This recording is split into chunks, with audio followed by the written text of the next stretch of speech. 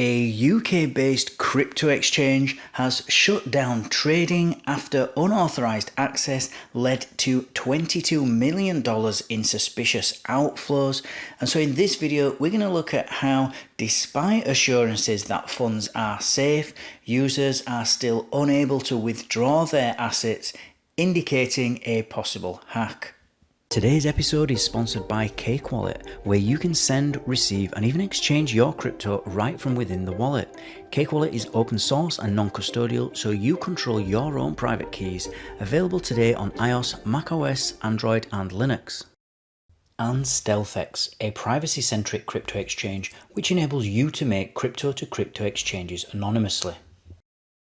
Good morning everybody, and a warm welcome again back to Enter Crypto with me, your host Chris Kenyon. Now in today's video we're going to be talking about a recent, what the media is saying anyway, hack that's happened on an exchange, a UK based crypto exchange called Lykke. I have actually checked how to pronounce that, and that's how the CEO pronounces it. So I was thinking it might be Lykke or like, but it's actually Lykke.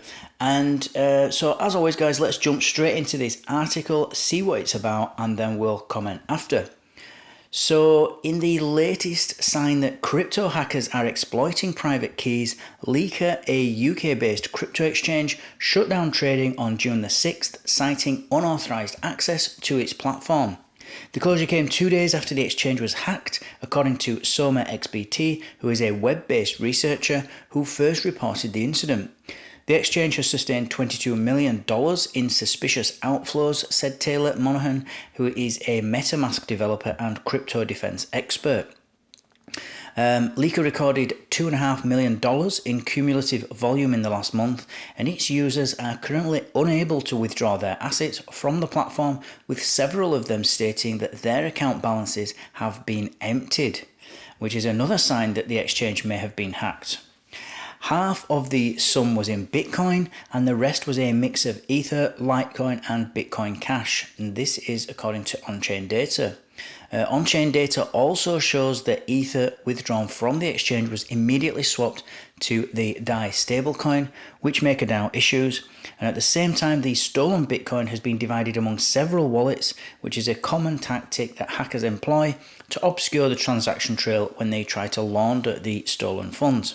The exchange has largely been mum about the incident, and on June the 6th, Lykke CEO Richard Olson apologised for the platform's downtime in an email sent to customers. So it does look like we've got another hack, just because of how the money's been moved around, how the Bitcoin and Ether's been moved around after it's been taken or moved out of the exchange's wallet. Now, this is obviously quite distressing if you are a user of Lykke or if you've had funds on Lykke. So there is some financial distress here, and so any of those users that are relying on Lykke for their trading activities or actually hold assets on there, you might have some, you're going to be wondering basically, how can I get access to my money? If they're not allowing withdrawals, when can I access my money? And what's going on basically? I've been in this situation before, much earlier on in my, when I discovered crypto, and it's not nice. It's awful when you don't know what's going on. You don't know why you can't withdraw money off the exchange, and everybody seems to be silent. You don't even know, what's going on. So it will be distressing for users, and they'll have a lot of questions that are just at the moment not being answered.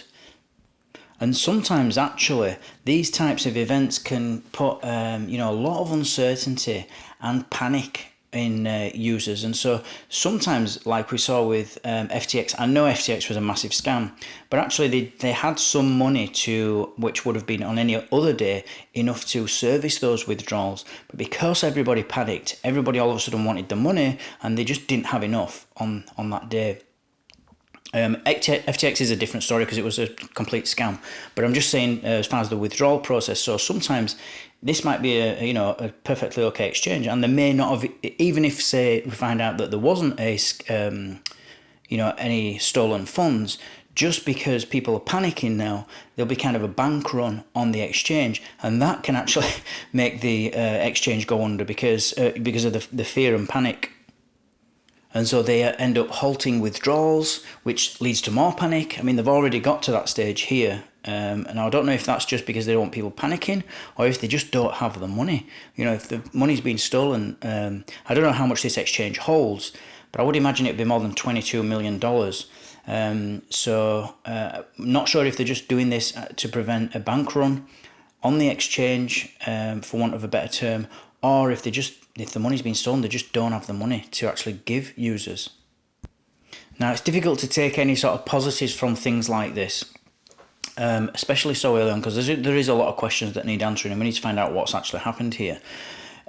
But one of the positives I always think when we get issues like this, especially in the UK, because this might not actually get into the global news or international news, but it will in the UK, or it's already there, is that a lot of UK users will see this and they'll say, I'm going to transfer my crypto that's on Coinbase or Binance or wherever it is that I'm holding it, and I'm going to put it into my own storage. I'm going to custody it myself, and so that's a good thing.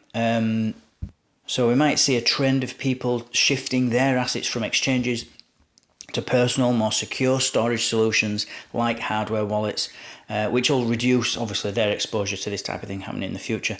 I always say to everybody, please don't keep your funds, your crypto on exchanges. It's not for that. Just use the exchange as it is, as an exchange. Buy your crypto, sell your crypto, do whatever you need to do on there. Get in and get out. You don't need to be keeping money and holding money on it. It's just it's an unnecessary risk. It's not just a risk. You don't have to. Just create yourself an address in a secure way. Preferably a hardware wallet is the best way to do it, and take custody of your crypto. So there's no risk of you losing it. And if the exchange goes down, it doesn't matter to you. Now, the police and the authorities will be obviously interested in this, and they'll be Lykke, the exchange, will have reported this, because they'll have to for insurance reasons, and they obviously want to find out who's taking the money. It probably isn't even somebody in the UK that's done it. It'll be somewhere in the rest of the world where they've managed to, unless we find out that it's somebody at the exchange based in the UK that's had access to the private keys. That's happened before. But we'll also see regulators like the FCA. They'll be looking at this. And they'll be thinking, do we need to impose stricter regulations for crypto exchanges? Do we need higher security standards, audits, security protocols, compliance checks, these types of things?